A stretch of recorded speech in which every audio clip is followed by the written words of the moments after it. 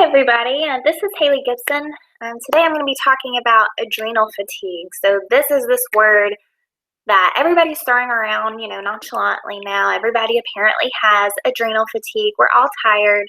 The medical community does not recognize this as a diagnosis. So today I just want to talk about what is adrenal fatigue, how do we test for it, how is it affecting us, and what can we do about it. So thank you for taking time to invest into your health. Adrenal glands are so important. They actually produce over 50 essential hormones for our body to function on a daily basis. So it's very important that we address these and understand how they play a role in our health and how we can help support them. So this talk is definitely not for people who are not willing to make lifestyle and dietary changes in order to help support their bodies. When I say this, I mean something as simple as taking time to invest in yourself, taking time to love on yourself and, read a book that you want to read or go for a walk outside, eating healthy foods, things that take care of yourselves. And you'll be surprised at how simple some of these strategies can truly be. And then some of the more complex strategies, we will also talk about those too. So doing the same thing over and over again, but expecting different results is the definition of insanity. So I just want to encourage you that if you're feeling uncomfortable, if you're in a physical, mental, emotional state that has you feeling uncomfortable, listen to that. Take it to heart and grow from it. When God wants you to grow, He makes you uncomfortable. Our bodies have an amazing way of telling us that something's wrong. So I want us to really listen to that and grow from it. So that's what I'm going to talk about today is adrenal fatigue. A little bit before we get started about myself, just so you know who it is that you're listening to. My name is Haley Gibson. I have my Bachelor's of Science in Nursing. I'm a registered nurse and functional diagnostic nutritionist. So a little bit about my story in the hospital. When I was working there, I dealt with patients who had a lot of acute illnesses going on. So we're talking full-blown heart attacks, acute strokes, cancer removal by surgery,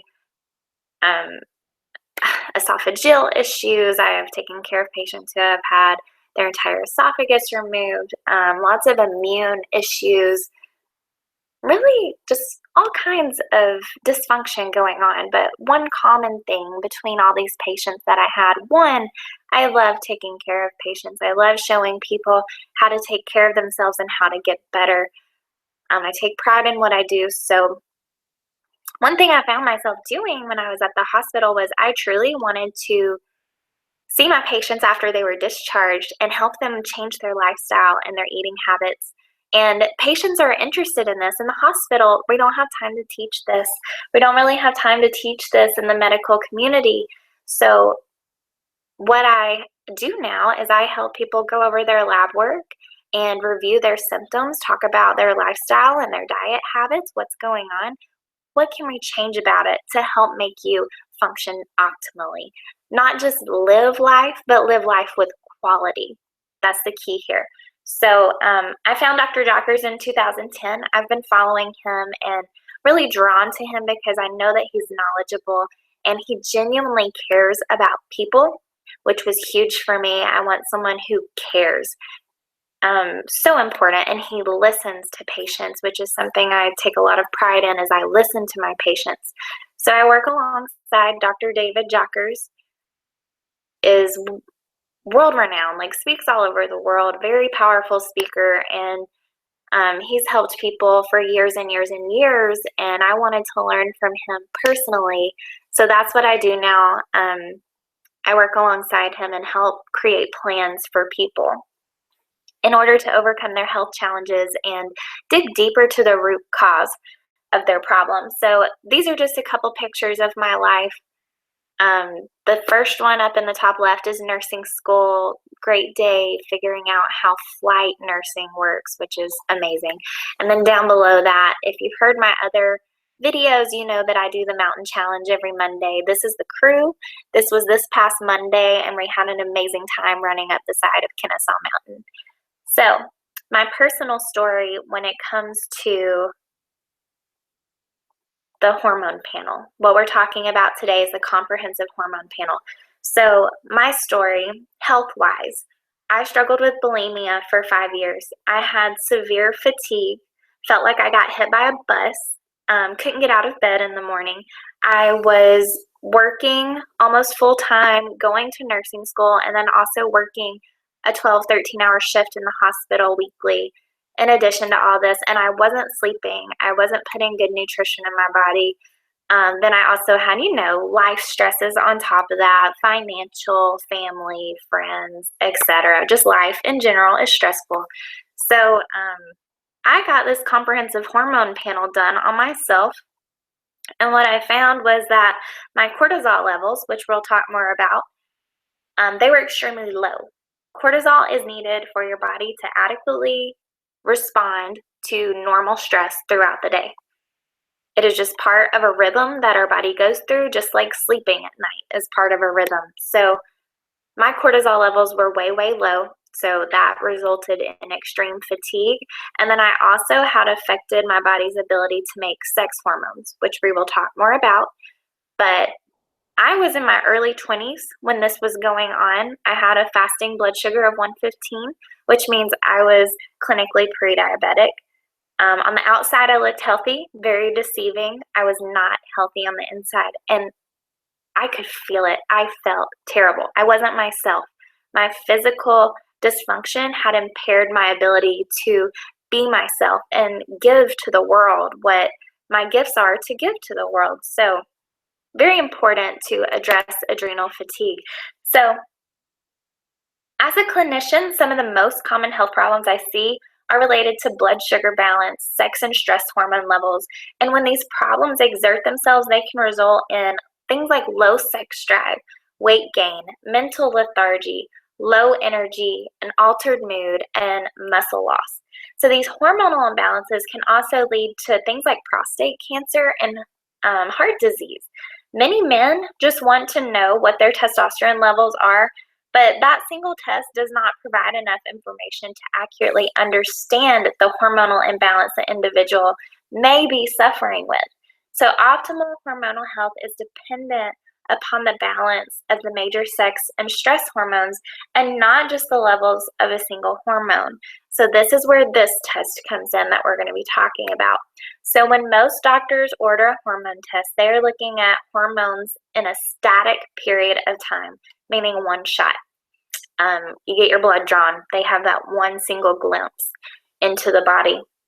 The challenge with this is that these hormones should naturally fluctuate in a rhythmic cycle over the course of a day. So when we only test hormones at one period of time, we're not going to get an accurate understanding of the individual's unique rhythm and imbalances.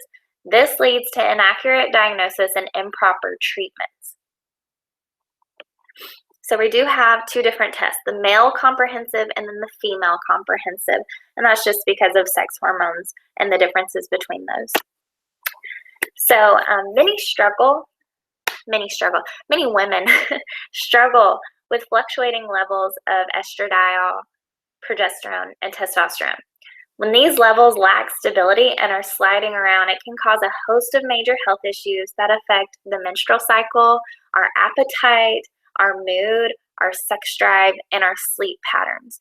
And then we can eventually develop more severe diagnoses such as osteoporosis, endometriosis, breast cancer, polycystic ovary disease, infertility, all sorts of things. So this test is going to help us identify the relationship between hormones and our cortisol rhythm.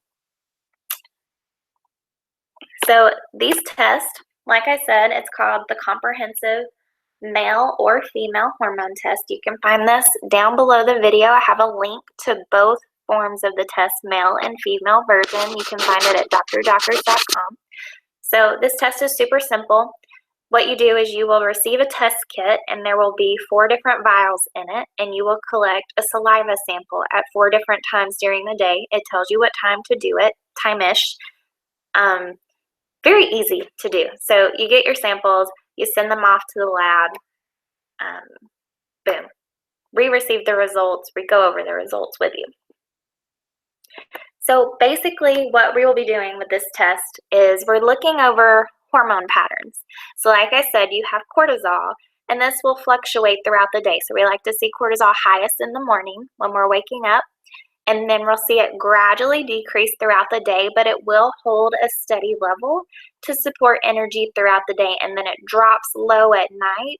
That way we can go to sleep. So it has a nice, pretty rhythm, and we will talk more about this. What exactly is adrenal fatigue? This word that everybody talks about. So if you look at this picture, you see up at the top of the slide, you see a kidney. And above that, you see like a little fatty deposit on top of it. Well, that would be the adrenal glands. So essentially what the adrenal glands do is they respond to stress by secreting different hormones. Specifically today, the ones we're going to talk about include cortisol, DHEA, and sex hormones. So think about, if you've probably heard this before, but it's the easiest analogy. So if you run into a bear in the woods, you feel your senses heightened. Your vision becomes clearer. Your energy becomes elevated. You become heightenedly aware. That's not a word, but your senses become heightened, and you're able to depict things more easily, and basically you're in a mode that promotes survival. You are literally in survival mode. So when you're producing cortisol, you're thinking more clearly, and your blood sugar has risen so that you can respond with good amounts of energy.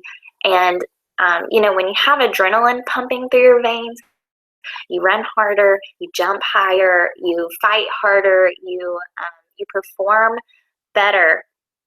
So the thing about this is, we live in a stressful society now where, like, I compare my own life. So I was working nonstop and not sleeping. A lot of people do this. I'm finding it's pretty common. People think they can just conquer the world and not sleep, and then eat unhealthy. And your body can sustain this for a little while, but it does eventually wear out, and you can't do this your whole life. It just doesn't work that way. Your body will not respond to this forever. So once your adrenal glands give out on you, cortisol production will drop. So cortisol, once this production starts dropping, what will happen is it will start stealing from something called pregnenolone. And it will steal from pregnenolone, which is created from cholesterol. And when it steals from this, it will begin to produce more cortisol to keep up with demands. The thing here is the pregnenolone that it is stealing from actually leads to the production of your sex hormones. So it leads to the production of something called DHEA, which is basically the master sex hormone. And then that disperses into estrogen, progesterone, and testosterone. So once we have depleted these stores, we'll start to see a fluctuation. So first stage adrenal fatigue, we'll see cortisol levels up high. DHEA is pretty much normal. Sex hormones are pretty much normal. You're feeling pretty good. You're like, hey, I'm being super productive. I'm on top of the world. I'm conquering everything. And you may be okay at that point in time. So then we'll start to see it crash. Cortisol levels will start to drop, and DHEA may stay relatively the same, but cortisol levels will begin to drop, and this is when we start to notice fatigue happening. As the process continues and you're stealing from pregnenolone, DHEA will stop being produced. When that is stopped being produced or slowed, hormones can no longer be formulated. So think about when you're in a stressed out situation. Your body is not going to put energy towards your reproductive and digestive system. It's going to put energy into survival mode. So getting you through your workday, literally. So that is when you can start to see issues pop up. So wired and tired, depression, chronic inflammation, low energy, infertility, menstrual irregularities. Some girls will lose their period altogether. Menopausal symptoms onsetting early. Sexual dysfunction, digestive problems, inability to lose weight. So we want all of these hormones in balance with each other. Some early signs that people may feel include being tired around 2 to 4. So I hear this all the time. People, their energy typically drops around 3 in the afternoon and they start feeling really tired. But then all of a sudden they'll get another kick in the evening and then not being able to sleep well at night. I know this was very common for me. Another thing that people may experience is waking up in the middle of the night around 2 or 3 in the morning. This would be your body producing cortisol in response to blood sugar dropping.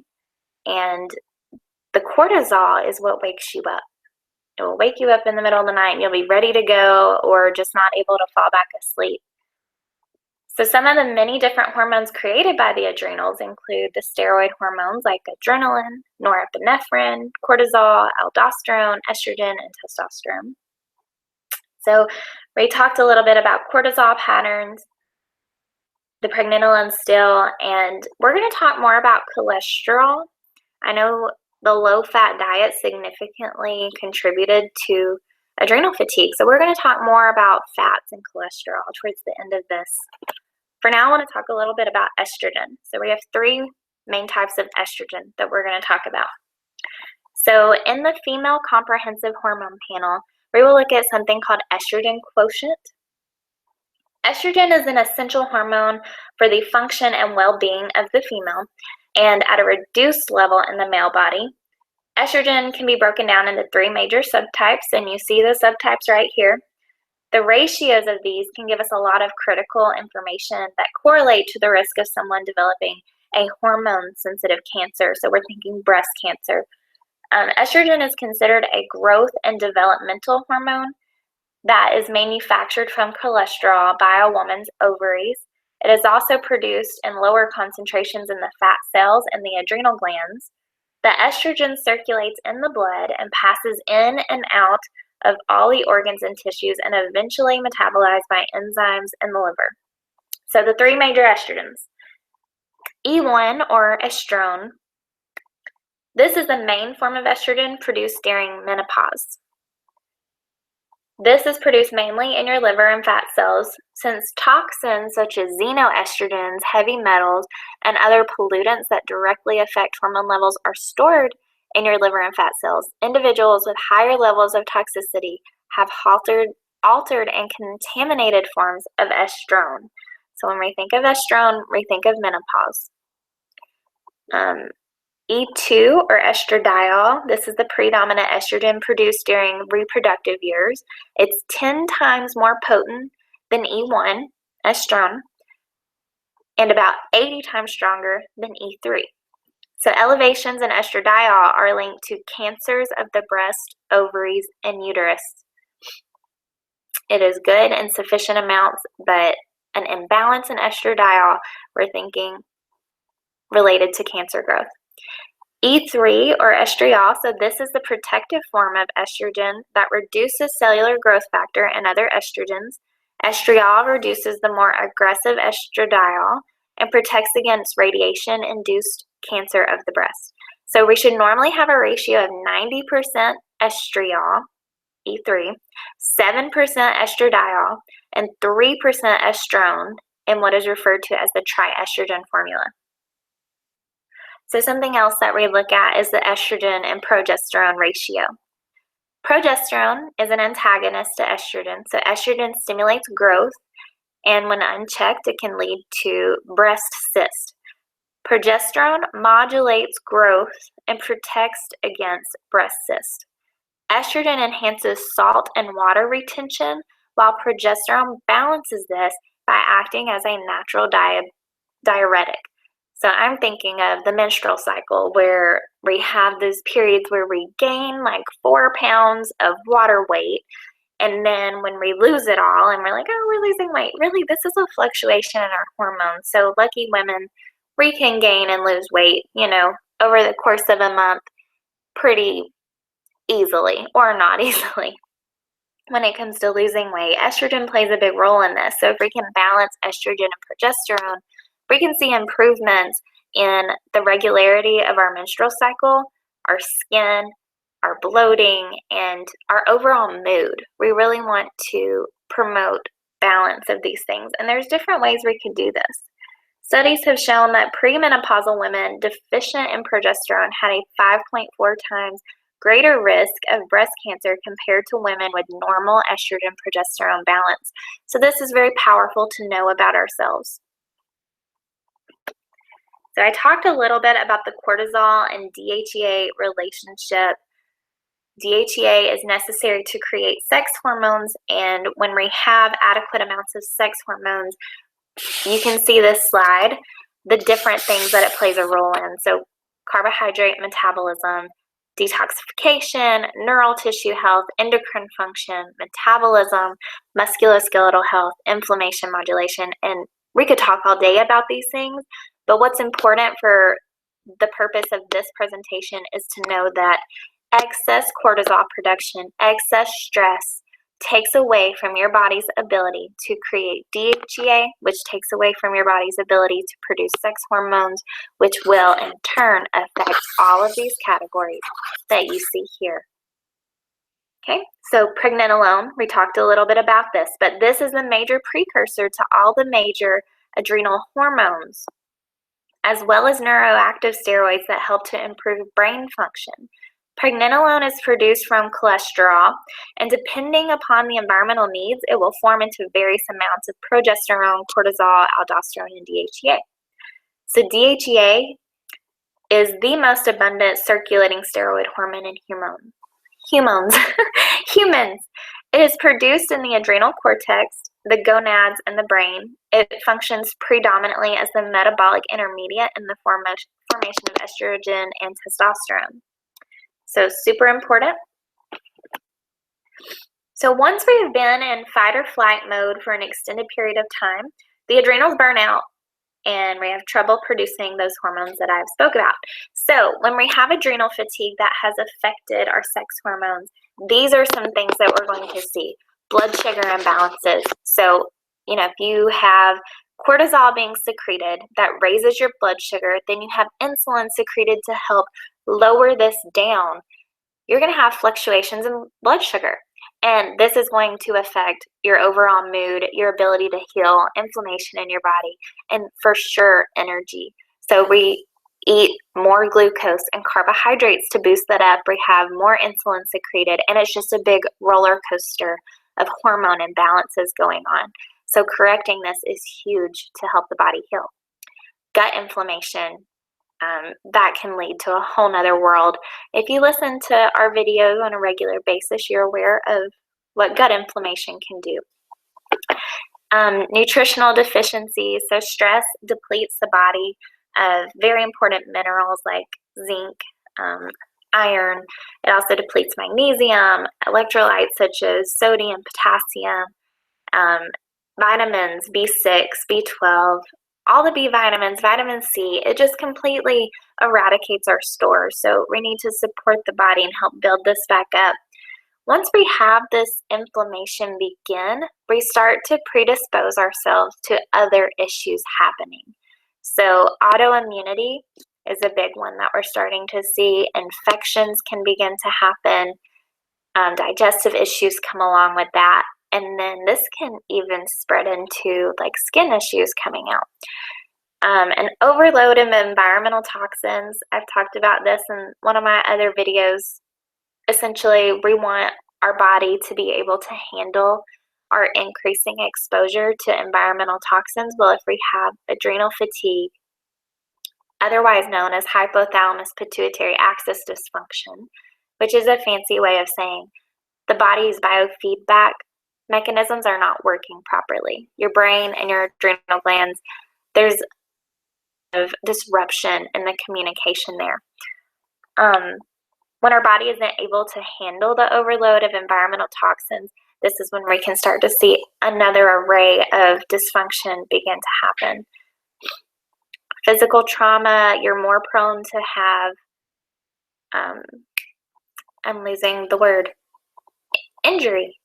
Whenever you're working out and things, if you have adrenal fatigue, you're more likely to have an injury. Constant mental and emotional stress, this further exacerbates the problem. bad posture and ligament damage. So if you think of the nerves in your spine and how they communicate from the brain to our organs, if we have anything pressing on these nerves, maybe not severing or even pinching, but if they're pressing and subluxating the communication, what can happen is you're not sending all the nerve impulses possible from your brain to your organs. So this decreases the efficiency of that communication. Think about it like this. If you cut a nerve from the brain to the heart, what happens? Your heart stops beating. Well, let's say that we just impair that nerve's ability for the brain to communicate to the heart. It's not going to kill the heart, but it will impair the communication. I don't know about you, but personally, I want my brain and my heart talking as well as possible, communicating with each other, sending those impulses. So let's talk about what we can do about adrenal fatigue. First of all, let's talk about fat. Let's get it out there because I still find it amazes me, but a lot of the clients I work with, they've been, eating low fat for so long. So let's just talk about fat. Fats in the diet. So fats have been shunned and avoided for years now because they were deemed as the contributor to building up plaque in the arteries and leading to heart attacks. We know that this is not true. Trans fats, yes, we're going to talk about the appropriate kinds of fats to eat today. So they are very valuable. Fats differ from oils. So fats are solids or semi-solid at room temperature. So I'm thinking coconut oil and grass-fed butter. Oils are liquids. So olive oil. Fats and oils are comprised of unsaturated fatty acids as well as saturated fatty acids. Some fats and oils are very unsaturated, while others are highly saturated, and then the rest lie somewhere in between. So what that means is we're talking about bonds in the structure of fatty acids. Saturated means that all the bonds are completely saturated by carbon atoms, and then unsaturated means that there are double bonds that can be easily broken. Fats and oils yield more than twice as much energy as carbohydrates and proteins. They're also more slowly digested. The complex fat molecules are split into glycerin and fatty acids throughout the process. So fats are extremely essential to our body. Every single cell has to be supplied with certain fats.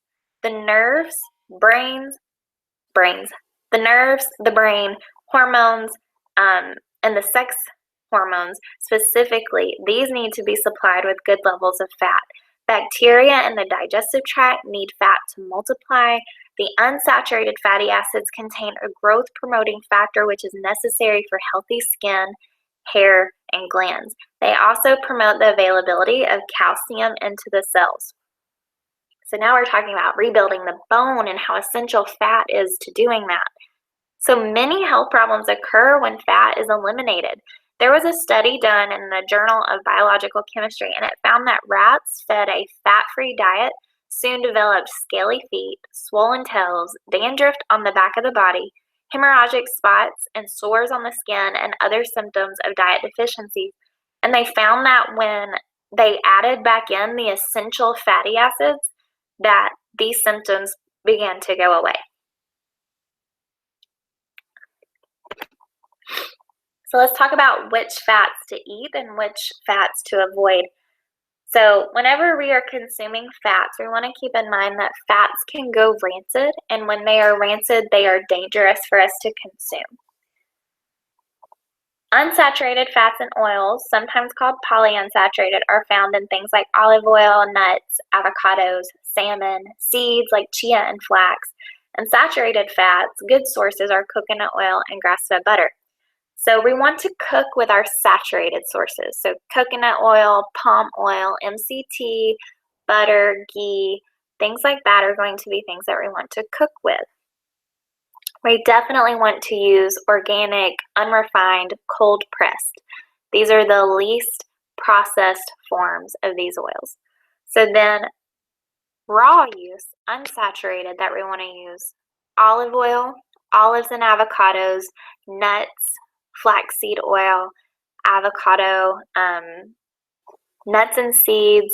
These are all things that are found in, or unsaturated fats are found in these things. So we want to be sprinkling olive oil raw on top of our salads. So things, let's think about like popcorn and chips.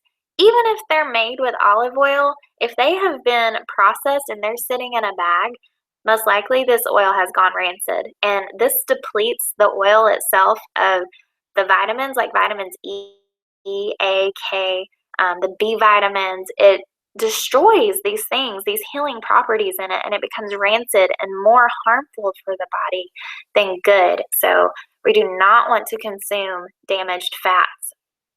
These are very easily damaged and oxidized when heat is applied to them, so we do not want to cook with these fats either. So I would take a snapshot of that and keep it close to you. So pasteurization and hydrogenation, let's just talk a little bit about those. So this destroys important parts of the fatty acids. Pasteurization, which is supposedly protecting our health, actually destroys something called lecithin. I'll talk more about what that is exactly, but it destroys lecithin. And hydrogenation destroys the essential fatty acids themselves. Hydrogenation is merely another in the long line of commercial tampering of natural foods that has resulted in nutritional disorders such as arteriosclerosis. Cholesterol is necessary for the production of sex hormones. We've talked about this. It's also necessary for bile and vitamin D production. The body will manufacture it if it is not eaten.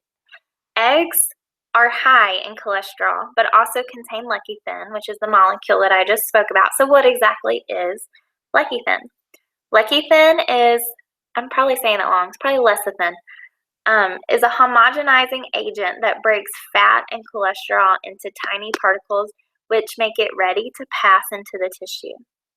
People who are afraid to eat eggs because of cholesterol are actually hurting themselves. So eggs contain lecithin, vitamin A, the B vitamins, and D, all of the essential amino acids. One study showed that a fat-free diet on rats produced more, not less, cholesterol deposits in their artery. So if you're depriving yourself of fats, your body will actually counterbalance that and produce more cholesterol. So avoiding cholesterol it does not make any sense. We need the good fats in it. We need the lecithin. All of our cells are comprised of fatty acid membranes, and the healthy fats in these membranes contribute to something called fluidity and permeability. So this is the cell's ability to take in nutrients and excrete waste. Whenever we don't have the healthy fats to make up our cells, this can contribute to unhealthy cells. Reason being, it doesn't intake nutrition well and it doesn't excrete waste well. So basically, what I'm getting at, recap, avoid hydrogenated and processed oils, stick to unrefined and cold-pressed oils, use a good quality fish oil. One that I use personally is Nordic Naturals. This is a picture of it. The liquid form is going to give you your best bang for your buck. It contains the most amount in it for a least amount of dosage, if that makes sense. So Pro-FDN oil, that is a good high quality food grade, free of environmental toxins, tested to the highest capacity. So fish oil from clean waters, this is a superior source of omega-3 fatty acids because it is primarily the long chain variety EPA and DHA. The fish oil should be purified of environmental toxins through a molecularly distillation process and tested to be safe and pure by a third-party lab. So this is called a pharmaceutical grade, and it should appear on the container. So Pro-FDN oil, I take 1 teaspoon a day, get all that I need from it. The capsules you can actually take, but it only provides about half the amount per serving. So cost-wise, it is more effective to do the oil. And it doesn't taste bad. You would think fish oil, ooh, but it's a very light taste, and there's actually lemon extract in there, and it does not taste bad at all. The fish oil should be in the most absorbable triglyceride form that is easily digested into the bloodstream with minimal digestive energy It should also be protected with fat-soluble antioxidant extracts to prevent oxidation. So, take a good fish oil supplement. 1 gram a day for proactive support, EPA and DHEA. So, that's just a little bit about fats and oils, why they're important. So, other strategies to help heal adrenal fatigue. So like I said, zinc, B vitamins, and magnesium are zapped. We want to replace those deficiencies. So a good quality multivitamin, food grade, is the way to go for restoring this. Focus on deep breathing. We want to put our body back into a parasympathetic mode, especially when we're eating. This will help revert the energy back to the digestive and restoring processes. Deep breathing gets our body back into parasympathetic mode instead of sympathetic. Dry brushing your skin. This is something you can practice to help improve the lymphatic system and the blood flow. This will help return blood to the heart, and it will help you detox your blood better. Hydration is key for good function. Whenever we are dehydrated, this is considered stressful to the body. So keeping hydrated, this will help your adrenal glands adapt better to stress as well. Grounding your body, so getting outside in nature, you would be surprised at the effects that this has on your mind, your ability to be productive, and your overall sense of calmness and contentment. Caffeine and sugar, both of these things are harmful for the adrenal glands, so avoid both of them. Caffeine is one of those that has beneficial properties, so it's not something you have to cut out forever. But if you are struggling with adrenal fatigue, I would advise to cut it out for a little while, help your body reset, and then just having maybe 1 cup of bulletproof coffee a day. Essential oils, there are plenty out there to help you calm down and restore your body. Lavender oil is a very popular one. If you just get like in a little essential oil humidifier, and what you do is you put the essential oil into it and you let it spread throughout the room. You breathe it in, and this will help you just relax. Improving your sleep, so getting into a routine where you're going to bed early and you're getting a full 8 hours of sleep every night. This will help your body restore and rejuvenate. Low intensity movement. If you're struggling with adrenal fatigue and you are still working out hard, this is not going to help anything. So personally, I had to take off time from my intense workouts like the Mountain Challenge. I had to do yoga, relaxing yoga, where I laid in a ball on the floor and didn't move. And this was so key for healing. I needed that time for my body to crash and recover. Chiropractor, we talked about the brain's communication with the organs. A chiropractor will help the communication by correcting the spine. Music is great for stimulating different areas of the brain. So inspirational music can help inspire a creative side of the brain and just help stimulate different areas, and this will get your body healing faster. Positive visualization, so being upbeat, looking at the positive in the world and your circumstances. No, nothing is ever going to be perfect. But if we can see the positive in things, this definitely helps our body heal. Play more, have fun. Laughter is great for healing. Downtime. So this is crucial. You need to take time for yourself. Take time to say, okay, this is my 30 minutes. I get my 30 minutes and I'm shutting my brain off. I'm not thinking about the rest of the world and the 5 million things I need to do. This is my time. And I promise you will become more productive and more happy around other people if you do this. Your cell phone, if you can get away from cell phone use and try to be fully submerged in the world around you, this will help. Healing your gut is our specialty. So if you have some kind of bacteria or yeast or digestive issues going on, Crohn's disease, autoimmunity, whatever it may be, taking out the barriers for healing your gut lining is so important. And what we do is we help you identify those barriers, remove them, and then give you the tools to rebuild your gut lining. Food sensitivities would be considered a barrier. And if you're having a food sensitivity, this can elicit a cortisol response. There are so many different things that can stress out the body. When we're healing the gut lining, we want to use things like glutamine and bone broth. Both of these contain the amino acids necessary to rebuild that gut lining. So when we switch from a highly processed diet to a whole foods, real food diet, we actually cut out sodium. So cutting out sodium is something that we actually need for every cell in the body to communicate. Now, when you're eating processed foods, yes, you get way too much inflammatory sodium. So we do advise following a low sodium diet if you're doing processed foods. However, once you switch over to a real foods diet, you're going to need to add pink Himalayan sea salt to your foods, because this is helpful for stabilizing the adrenal glands, stabilizing the communication between cells, and also electrolyte function and fluid balance. So this will help you stabilize your blood pressure and your energy. We talked about laughing, sun exposure, Epsom salt baths. So whenever you're under a high amount of stress, you actually deplete your stores of magnesium. One thing you can do is take an Epsom salt bath.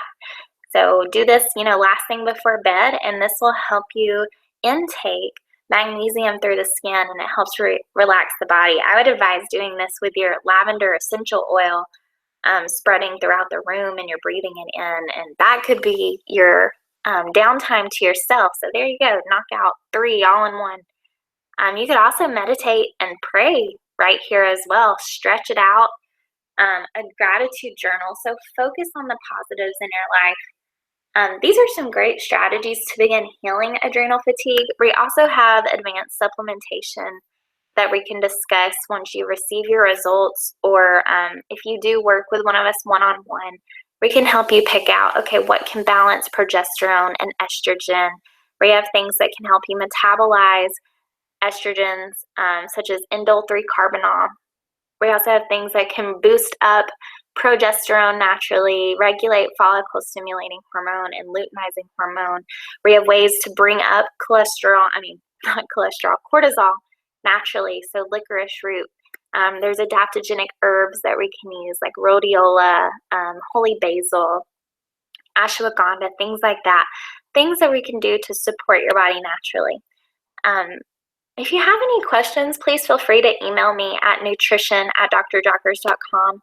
I do encourage you to go and look around at the free information we have at drjockers.com. It's our goal to give you free information and help you with your healing journey. We believe that healthcare professionals should be empowering their patients and helping them grow and educate themselves to achieve their optimal functioning. So you can go visit us at drjockers.com. I believe that's about it. So thank you for joining me today. Hope you all have a great